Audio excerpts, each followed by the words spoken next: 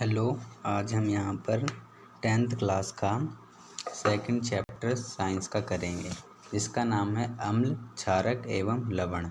इसके most important MCQ आज कुछ देखेंगे हम। तो पहला प्रश्न है, भोजन का स्वाद खट्टा एवं कड़वा किसके कारण होता है? तो इसका सही उत्तर हो जाएगा 1 और 2 9, ये हो जाएगा। कैसे? क्योंकि जब कोई भी चीज़ खट्टी होती है तो उसमें अम्ल होता है, और जो चीज़ कड़वी होती है उसमें क्षारक। नेक्स्ट पे चलते हैं। किसी पदार्थ को अम्ल व क्षारक कैसा कर देता है? नीले लिटमस पत्र को लाल कर देता है, लाल लिटमस पत्र को नीला कर देता है, नीले लिटमस पत्र को नीला कर देता है। तो देखो, ये थर्ड वाला तो अपना पूरा कैंसिल हो गया। नीले लिटमस पत्र को नीला कर देता है, ये क्या बात हुई? गलत। यानी जो आंसर हो गया हमारा यहाँ पर डी। ओके।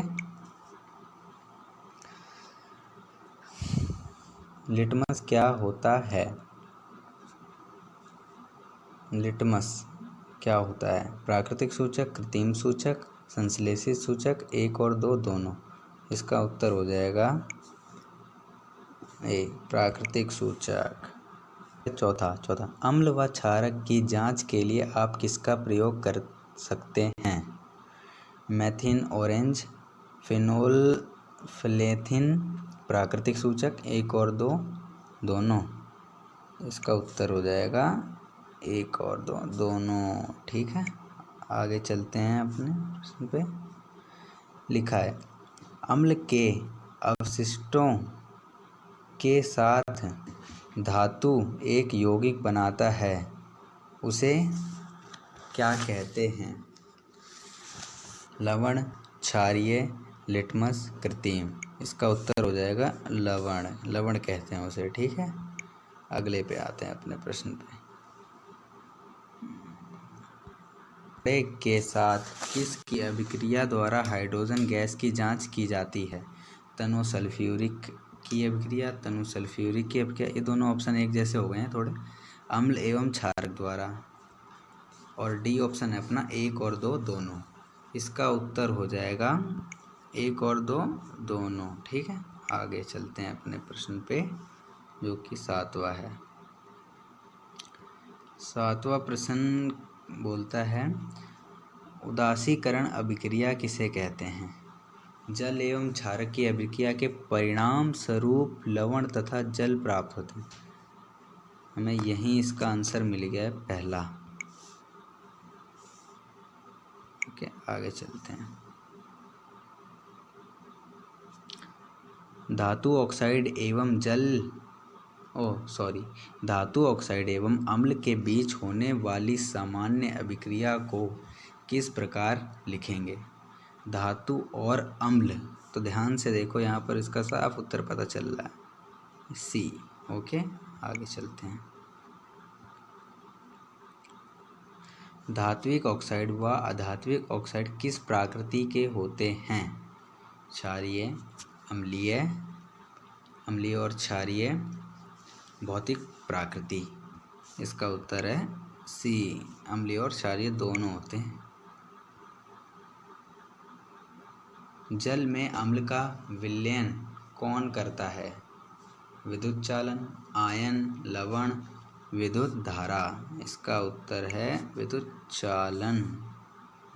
आगे चलो अपने 11वें प्रश्न पे। किस की उपस्थिति में HCl में हाइड्रोजन आयन उत्पन्न होते हैं? हवा की, जल की, लवण की, अम्ल की। इसका उत्तर है जल की। 12वें पे आते हैं अपने प्रश्न पे। किस विलयन में उपस्थित हाइड्रोजन आयन की सांद्रता ज्ञात करने के लिए एक स्केल विकसित किया गया है? उसे कौन सा स्केल कहते हैं? पढ़ा होगा अपने चैप्टर में, उसमें अब बताना। PF scale, PL scale, PH scale, FE scale. यानी 3 छोड़कर, सी छोड़कर बाकी सारे गलत हैं। और कोई सा स्केल नहीं होता, पीएच स्केल होता है।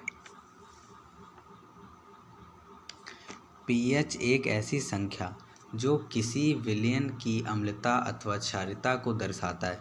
हाइड्रोजन आयन की सांद्रता जिनकी अधिक होगी उसका पीएच कैसा होगा? अधिक, कम, समान, असमान।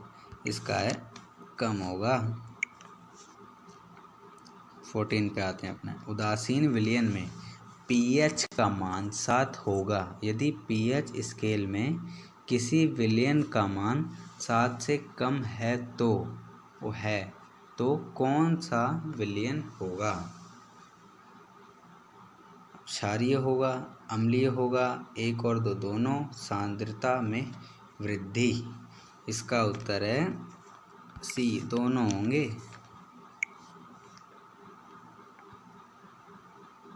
प्रबल और दुर्बल अम्ल कब कहलाते हैं?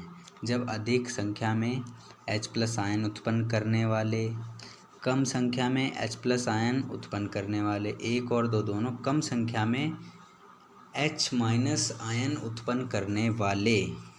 इसका उत्तर है सी, दोनों, 1 और 2। हमारा शरीर कितने पीएच पारस के बीच कार्य करता है? 7 से 8, 7.0 से 7.8, 7.0 से 8.0, 7.0 से 0.8। इसका उत्तर है बी, 7.0 से 7.8। अम्लीय वर्षा कब होती है? ये याद रखना। वर्षा के जल की पीएच का मान जब 5.6 से अधिक हो। गलत। वर्षा के जल की पीएच का मान जब 5 से कम हो। ये भी गलत। वर्षा के जल की पीएच का मान जब 5.5 से अधिक हो। ये भी गलत। तो बचा क्या? डी। इसका सही उत्तर है डी।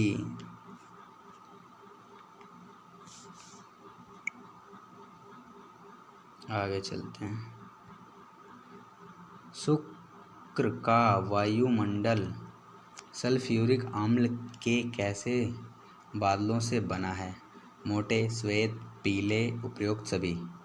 इसका उत्तर है उपयुक्त सभी। आगे चलो अपने 19वें क्वेश्चन पे। आज 20 क्वेश्चन करेंगे हम। हाइड्रोक्लोरिक अम्ल कौन उत्पन्न करता है? शरीर की बात हो रही है हमारे यहाँ। जो शरीर में एक अंग होता है जो हाइड्रोक्लोरिक अम्ल उत्पन्न करता है। ए छोटी आंत, बी बड़ी आंत, सी उदर, डी आमाशय। छोटी आंत भी नहीं देती, बड़ी आंत भी नहीं, आमाशय भी नहीं। उदर, उदर होता है आपका यानी समझ लो पेट, जो जठर ग्रंथि होती है वहाँ से ये हाइड्रोक्लोरिक अम्ल उदर में प्राप्त होता है। 20वें पे आते हैं। अपच की स्थिति में उदर क्या उत्पन्न करता है और उदर में किसका अनुभव होता है? यानी जब समझ लो गैस या बनती है, खाना पचता नहीं है, तो उसमें क्या क्या महसूस होता है? अत्यधिक मात्रा में अम्ल उत्पन्न होता है, यानी खट्टी खट्टी डकारें आती हैं। दर्द का अनुभव होता है, सही है। जलन का अनुभव, ये भी सही है। उपयुक्त सभी। इसका उत्तर क्या हो जाएगा? डी, उपयुक्त सभी। आज के लिए इतना ही। आगे और देखेंगे प्रश्न, वीडियो आ जाएगी।